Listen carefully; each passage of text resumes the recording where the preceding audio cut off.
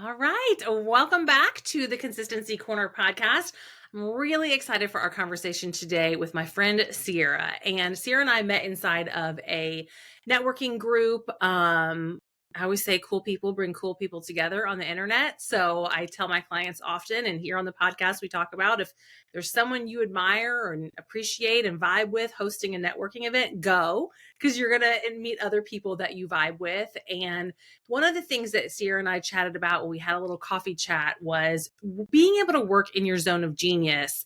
And she does that as an operations strategist, and I do that as a marketing strategist. But we both kind of have a passion for keeping CEOs in their zone of genius. And she does it with the unique lens of working through human design. And so I'm really excited to get into that conversation today and talk about also like designing the operations for your business in a way that works for you versus a cookie cutter way that might work for somebody else but doesn't work for you. So we're going to get into all of that. But Sierra is a virtual operations strategist and integrator, and she's the passionate founder of Amplified Innovation, an operations company that partners with female founders. And y'all, she is busy, so she knows how to get stuff done. She's a homeschool mama of 5, and although she did not grow up on a farm, she now lives on a farm. So she's got a lot going on. Also is a foodie and traveler, lover of nature, bookstores, and sports. And I'm super excited to get into this conversation today. Sierra, thank you so much for being here. Thank you for having me. I'm super pumped up just to share. And, I love that, like you said, we connected over the fact that we just approach things through a very human focused, non cookie cutter, like we're going to meet you where you are and help you get to where you want to be in a way that feels good. Yeah. And that's just, and to see it in action and see it in results and to be a part of a founder's experience for that is just really, really amazing. And I think I could speak for both of us, like a big part of why we do what we do, because with that magic and to see it in action is perfect. Like it is just, Yeah. it's Yeah. all worth it. So I'm curious, you've got 5 kids, you're homeschooling, you live on a farm, you have an operations business. Walk me through a little bit of your journey, how you got to where you are today as an entrepreneur, and then how human design started to become a part of the way that you operate. Sure. Well, I think I wanted to be a lot of different things when I grew up, but I didn't know exactly how I was going to get here and what all those things were going to be. But I can remember knowing oh, I wanted to be, I knew I wanted to be a mom. I knew I wanted to be a teacher, different things like that, right? It was always a list. And then kind of it mapped itself out of how I got here. Turns out I'm a manifesting generator, which in human design is you have a lot of things going on, usually simultaneously. So I'm like, oh, that makes sense on why I want to be all the things. And I still have a long list of the things I want to be when I grow up. So in terms of getting here, in terms of the farm, that was on the dream list, but I didn't really know how it was going to happen. The homeschool didn't know how that was going to happen. But stepping into the virtual space through a local company gave me like a hybrid remote experience, and that was heavily admin, but I grew with that company and grew with those clients, and it put me in a position where I was finding that for business owners, task doing is important, right? Like you need doers. We all know doers are important, and they serve a role that is super supportive for founders that are busy. But there's a gap. If operations is that gap. Operations is the plan. It is the foundation, because if you're only taking action and it's not in place with this bigger plan, you're spinning your wheels. And it just Mhm. becomes another job for the founder and the CEO. And so it's not really living up to its full purpose and full potential. And so finding in that position, I found I was always thinking at the higher level, right? Connecting the dots. And maybe in one sense, I'd always been like that. But this was the opportunity I had in the work world to be Mhm. like, oh, wow, this is, a situation. So it was a mentor that, encouraged me. And she's like, Sierra, you gotta thank for this. You need to do this. And I was like, what? And she was like, do it. And so I sat with it, prayed with it, and then took a chance and jumped in and launched Amplified a little over 5 years ago. We turned 5 at the end of December, beginning of January. Yeah. And operations still continues to be that gap where it makes all the difference to have that plan in place for Yeah. founders. And I think it's so interesting. And I love this about human design is that different people have different gifts and strengths and zone of geniuses. And Mhm. sometimes you can discover that in your human design. And often you maybe in your gut knew it all along. And Mhm. the, chart might reinforce that. but we're not, and none of us is meant to do everything ourselves. Yeah. Like you can do anything, but you cannot do everything. Yeah. And I think that's a lot of times where those gaps come into Mhm. play is somebody's trying to do everything. Don't you think? That's where the self-sacrifice comes in. And so a big part of what we do when I launch, I was like, I want to help owners do this in a way without self-sacrifice. And so Mhm. when I started, human design wasn't a part of it, but this customized approach was. I knew I wanted to see the whole human. I wanted to see the whole human of each of their team members, and I wanted to really meet them where they were. And like you said, a lot of these things that human design guides or reinforces, it's not just like, oh, we took a personality test. It's like affirming parts of who we already are and who we have been, but also giving permission to not be what we were told we were supposed to be or should be. And so most of us launching businesses, we've often stepped out of toxic workplaces, corporate environments where it was very stagnant and rigid on this is the way. No, disregard that, right? So we're working on that deconditioning. Human design I found on a personal level first. Well, first through a client. A client introduced me and she was like, I'm utilizing this as a tool. So it was in real time was my first introduction. And so Mhm. we adapted human design into her already customized approach. And then she's like, just go down the rabbit hole. So I went down the rabbit hole, and it just further affirmed for me personally that, oh my goodness, this is a tool that can support the work I've already been doing on myself of deconditioning from what was pushed upon me in a way that was restrictive. And so it gives the permission to really step into the fullness of who you already are and who you have been, and lets you see it through a lens of like, oh, this is, like I need to be supported in this way versus me trying to make something happen and force it and go against the grain.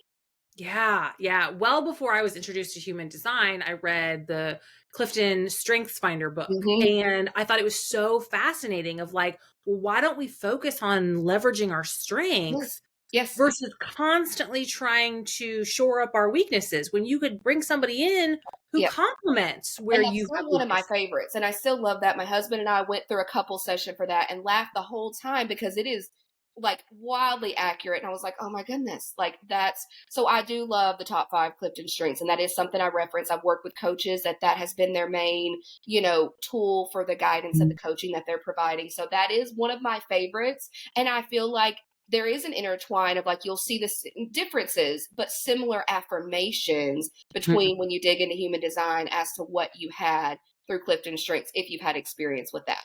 Yeah. Yeah, I love that.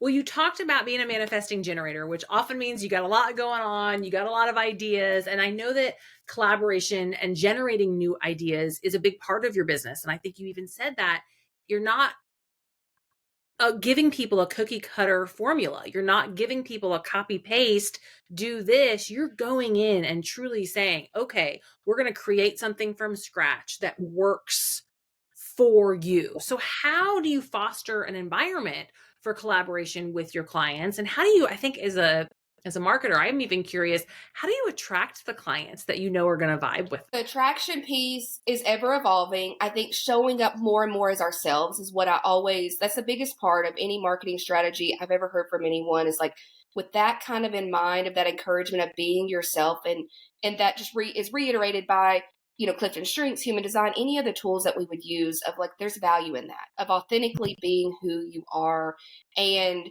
shining in your gifts and showing and sharing that attracts who it's supposed to attract when it's supposed to attract. So I will say that, like, I think timing's a big player in that. Like, we attract people, and sometimes our seasons don't align, and that's okay, but trusting that and trusting the timing alongside relationships Mhm. has been a big part of how I facilitate. So relationships are the core of everything for me. Like, I don't do sales, I do relationships, and even from a team management and leadership standpoint, that human centric approach. Like, I see the whole person. I'm very transparent and forthcoming with both clients and my team. We operate with that intention. And I think, like, coming in of seeing the whole person when you're building a team lets them know they're valued in a way that builds trust and encourages from the get go to share, to contribute. And for me, like, I meant to respond. Like, that is my approach, like, within human design. And so business owners come and they have this. And I think that's why I'm able to customize the approach, because I am in the moment responding to exactly what their current challenges are, what their goals and vision are. And same for the team when they have a new idea or they're with the client and they're like, oh, Sierra, like, I thought of this. And I'm like, oh, whoa, okay. Like, because they're seeing it and having that value and appreciation for everyone's contribution is a big piece of it. And knowing Mhm. like when we huddle around each other, everyone's going to shine even more so. Like we're uplifted. So every founder we can do that for, like that's a game changer. So the relationships, just seeing people and then showing up with who you are and trusting that and trusting Yeah. that it's going to blend and that those are for you. Like it's going to be right on time every time. Yeah. Yeah, and we talk so much in marketing and branding and messaging that if you're trying to talk to everybody, nobody's Hmm. listening. And when we're talking to the right person or the one person, other people are going to eavesdrop. Hmm. And people start to get nervous and say like, well, people are not going to like what I have to say. Well, that's okay. Then those aren't your people. It's okay. And that's okay. And but that can be something that the inner work we have to do to be able to be Hmm. comfortable with that.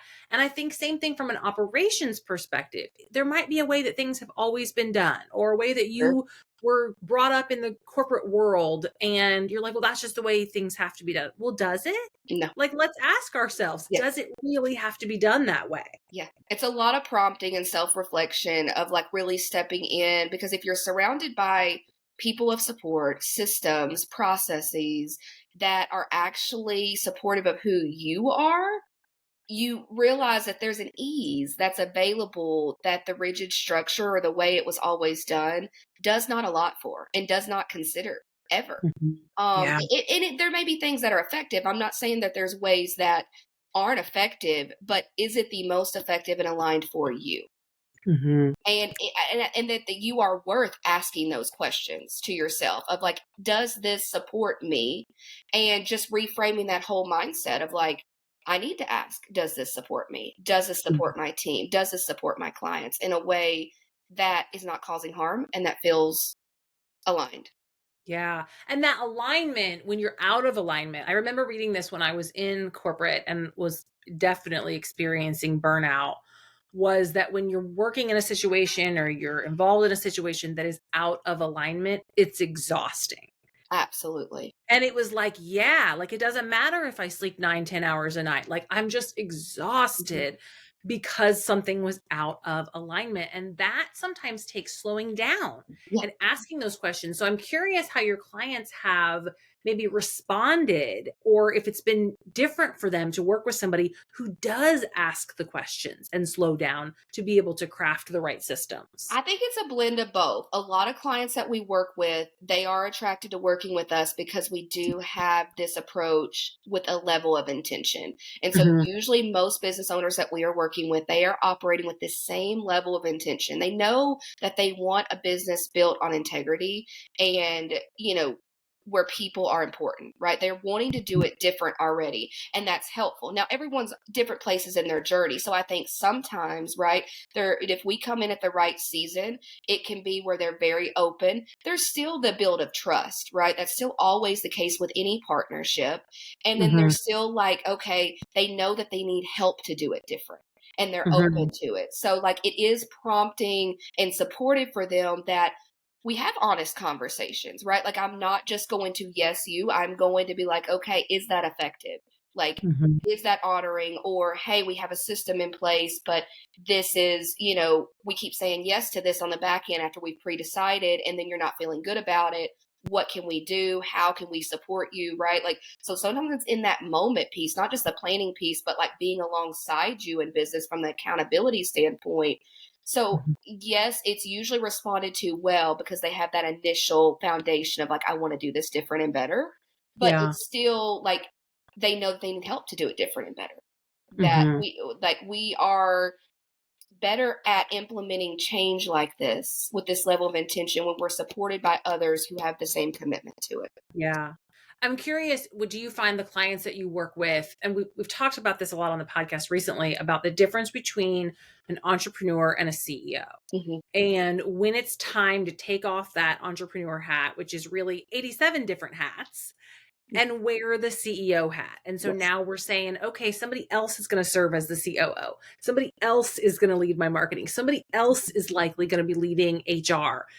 Do you work with business owners kind of in that transition, or are they usually already pretty comfortable in the CEO seat? Sometimes both, right? Or maybe they are already stepping into it and they've started delegating and releasing, so they know that there's potential and they know that there's power in the delegation and that they Hmm. can be empowered by the delegation.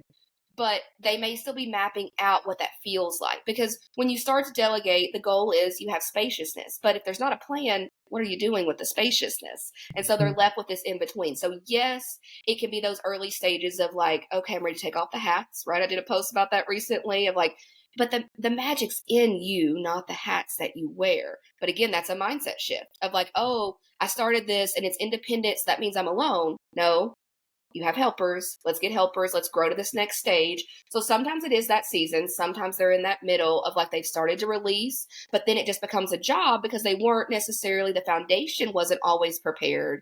So we kind of like backtrack a little bit and we become, when we're involved in the business, we become that hub where you're the CEO. So you're not the primary communicator with your marketing or your finance. They're coming to us as operations. Like we're supportive to bridge that gap and take that. So, because it can feel like, okay, I delegated, but why am I working just as much? And so then they start to distrust the process because it's like it's not feeling like less, even though it's supposed to be less, because they Hmm. don't know where to put their time and redirect their energy and attention. And instead, they're managing over here, which then can lead to other things of micromanagement or overstep or frustrations and not allowing full autonomy of those that you delegated to really shine in their zone of genius. And Yeah. so that's why the operations piece is so beneficial on the front end, but we can Hmm. come in and help navigate even if it's already in motion. Yeah. I love that. And I think that spaciousness that you talked about, there's so much inner work to be done there of like, when we get to a place in our business where we actually maybe have some time freedom, that time freedom can be uncomfortable Mhm. because it's different and it's new. And so, like you said, you start spinning your wheels or micromanaging, and that's not, I think there's operation stuff there too. And to your point, like role clarity and having, processes in place and SOPs and even communications with your team set up, but also having done the inner work to know, like, I feel this way and it feels different, but that Mhm. doesn't mean it's wrong. Yeah. And the ongoing inner work, right? That Mhm. we've done the steps to launch business and do this with intention. We've delegated to give spaciousness for ourselves, right? These are all good steps, but it can feel uncomfortable. And that's going to be ongoing. And each step and each season of business that we all journey through at different times is going to have some discomfort, and it's going to require continuous like look at self so that we don't revert back to habits or get complacent in habits that aren't aligned and don't fit for us of how we want to operate, like Yeah. internally or on the big picture. Yeah, for sure. So, your superpower is really crafting strategic and well-defined operational plans. Walk me through the process of how that starts. I mean, now I know it sounds like there's a lot of questions, there's a lot of reflection, but then like in the nitty-gritty, like what are we doing here? Mhm. Well, it does. It starts with those transparent conversations. We really dig in and get clear and prompt from the standpoint of like, okay, what do you enjoy doing? And Mhm. what do you want your vision to be? And then what do you dislike? And as a business owner, when we can name those things, it is a game changer because it allows that starting point of like, okay, now we can go somewhere. So we normally deep dive into a combination of like three top goals or three top pain points and get hyper focused on right now action with the goal of relief and support on those areas. Right. So Mhm. we want to create that spaciousness. That's the first step, like foremost, is like, but to do that, we need to really hyper focus in on what's right now, what is heavy on your plate that we can release like some pressure from. Mhm. And Mhm. then a lot of those sessions, like it'll start giving a lot of points and next steps. Like once we get going, it all comes out, right? It Mhm. comes out in all those other areas that aren't our zone of genius, but we're able to capture it. So then we have that piece of like, okay, say it was finance and it was like, oh, I realize I need this, right? And I'm like, you do. And like we talk through that. And then we're having this whole bucket of information that now you can take that to a finance person because a lot of times it's like, oh, I knew I needed finance, but I never know what to tell them I need. Now we know, Mhm. right? Now we've uncovered this bucket of this is how they can support you. And then that immediately it feels it's the weight physically. Like I can see it in strategy sessions where clients are automatically like, whoa, that's like out of my head and out of my body. And Yeah. now like so that alone on those pieces. And then we circle back to those three topic areas that they want to focus on, and we capture all the notes, we capture all of the insight, we make note for future things, and then I sit back after the session. So after that 60-minute session, I regroup all the notes, categorize them, put in recommendations, link resources, all of that, and then I map out the 90 days where Mhm. that's going to be a step-by-step action plan of what are you doing, what do you need to pull, who do you need to contact, is it someone on your team doing it, is it an outsource, if the plan is for us to come on board, then that plan's also customized. So it's customized based upon, is this business owner the primary integrator? And we make the plan as if they're going to integrate. Because if they're at the investment level where they are going to be doing the integrating, I want it to feel comfortable for them to take those steps and feel good about it. And Yeah. then if they are the in between, we have a Voxer option where they can have access to me Mhm. and tap me from that standpoint to help them while they're integrating, or that we come in with you, like we are in it with you thereafter, and that strategy session is our kickoff plan more or less.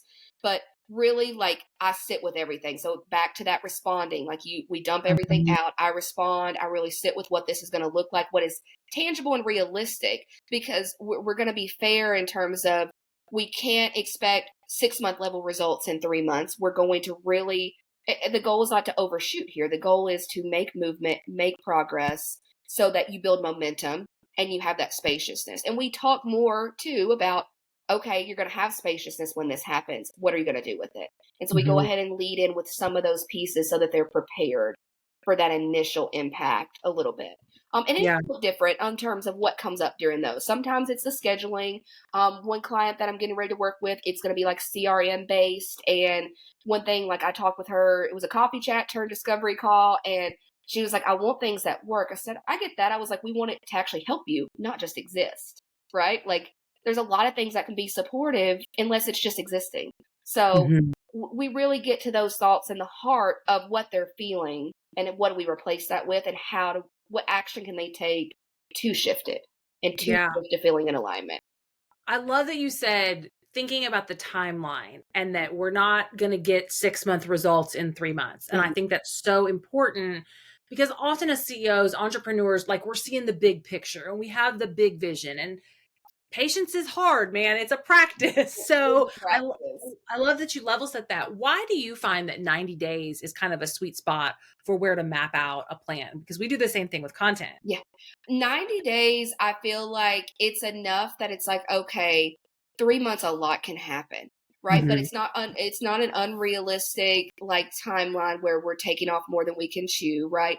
Because also every founder is in a different position if they are the primary integrator as well, and they're doing other parts of their business in addition to these changes. And 90 days gives enough room that if it turned into an extra 30 days because you get into month one and there's like some pivot situations, you have capacity for that. And so you're not hard on yourself if it ends up going an extra 30 or you end up adding more. It's like, it's reasonable of Mhm. and realistic and tangible, like where you can see it, you can see 3 months out. A month is too short. A month is not, like, because it's like, okay, you're getting going, right? It's just a little Mhm. bit and you're kind of prepping for month 2 and 3. There's a lot of prep that goes on there depending upon what you have established and what needs to be cleaned up. Mhm.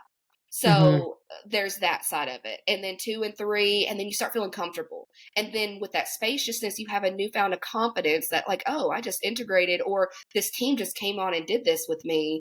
Mhm. What can we do next? Right? Like Yeah. it brings the confidence, like, of and clarity, confidence Yeah. and clarity to what comes after 3 months. Yeah. But I'm curious when you work with particularly your done for you clients or retainer clients and you mhm, have that initial strategy session. obviously you're giving them the 3-month plan. I would imagine in your brain though, there's a year-long plan, Yes. right? Yeah. So I map it out on the inside of like what does this look like? And we make notes in the strategy session of like what's next. Kind of I have like a Mhm. what's next section or like Mhm. after or next quarter. So it depends upon how if their vision had that piece or if I just think that's realistic or I knew it was too much to get in the 3 months, but it could be in Mhm. the next upcoming quarter, that sort of thing. And that 3 months lets us, when we do a strategy session with clients, we used to not do it that way. But I found that it did help for our ongoing clients to still do the 3-month planning session because it gave a starting point versus Mhm. jumping straight in with clients and having to do all that in the first month was chaotic. And it made onboarding not feel as good or as supportive as it could. So those 3 months of just knowing like what we're starting with, like the team and I coming in, were very clear. And the client's very clear because Mhm. this is a trusting relationship. Like any of us that have ever delegated had to go through the piece of trusting this that we were in support of. But the core value alignment is we're all operating with intention. And I want core values to align and you see that we are handling this with as much love and care as if you are. Like it matters how we do this. And that's why I do not overpromise overnight results, right? This is not a, snap of fingers fix situation. This is let's implement this and bring these changes to life together. Yeah.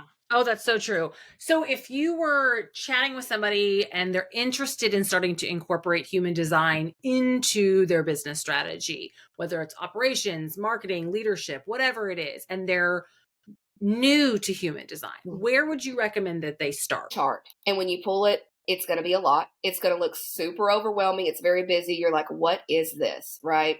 So, but there's a lot of resources out there on Instagram, online. Like there are wonderful coaches that they are just human design. So they put out a great amount of content that can be supportive. So I would say when you pull your chart, don't worry about what all of those numbers are, right?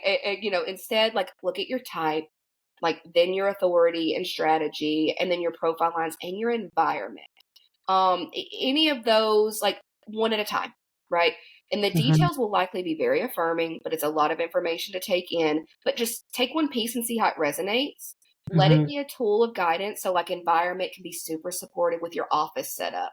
You're going to notice, you're going to be like, oh my gosh, like I do that when I vacation. I do that in all the houses I've picked, right? Like, it's really neat, but it can be supportive in just simple ways to try and test. Or maybe you're like, no wonder I'm always uncomfortable in these spaces.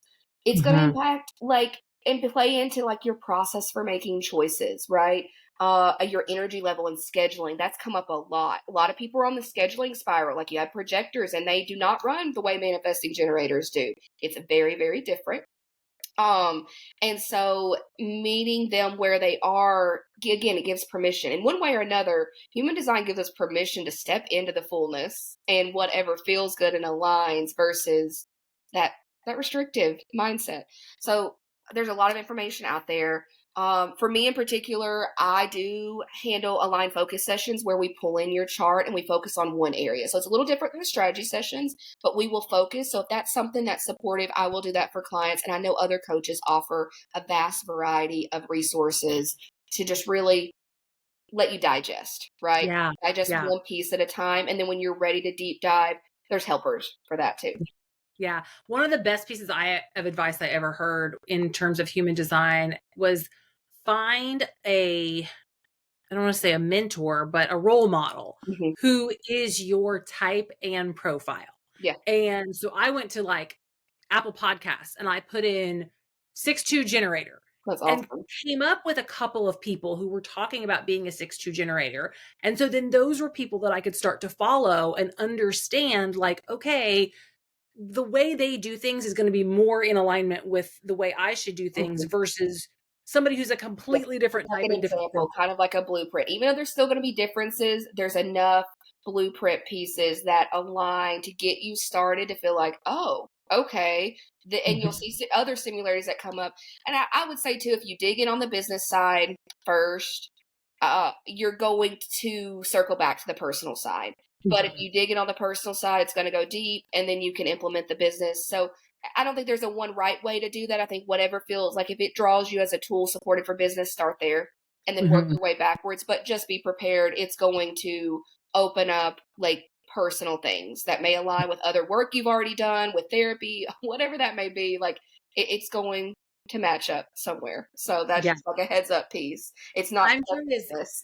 in parenting, did you, like, look up your kids' charts and think about that as you parent? Yes. So, and this is a new thing. It's come up like 3 times this week where someone's like, Sierra, do this for parents. And so this, yes, like, and it is very interesting. It's, when I pulled my husband's chart, that was interesting. One of our daughters is very similar in her chart to my husband. And I'm like, oh my goodness. I'm like, so it was even more. So the kid perspective of human design can also teach us a lot about the adults in our life or of but yes, if you can meet kids where they are in terms of how they respond, what they their learning styles, right? It's like an image of like that inner child work that would have been great for us had someone been equipped with the knowledge. They weren't, you work with what you have, but it's like, oh, well, no wonder. And if someone had given me options, like for me, it was like, oh, I'm not indecisive. I was just taught to make decisions with my head, and I'm supposed to make decisions with my sacral. And so I was taught to not follow the gut feeling. I was taught to process in my mind. And so Mhm. that was what made me indecisive because I was taught to pretty much ignore. So if we can meet kids where they are with those types of tools and guidance, we can empower these little ones to be more aligned from the get-go because they already are. But we can if we're not careful, we can misdirect them Yeah. unknowingly, just because they are uniquely individual too, just like our business owners, just like us. Like so yeah, there's power and knowledge in the parenting side of it Yeah, for sure. for sure. It's so funny being a generator and a sacral generator. There are often times that I find myself saying, "Well, my gut says we should do this," Hmm. and it's like, "Well, then that's what you should listen Yeah, to." Like, you don't need to yeah, justify it. You don't need to find a yeah. reason why or have a Hmm. PowerPoint of explanation. If your gut says do that, let's try it. Yep. Yep.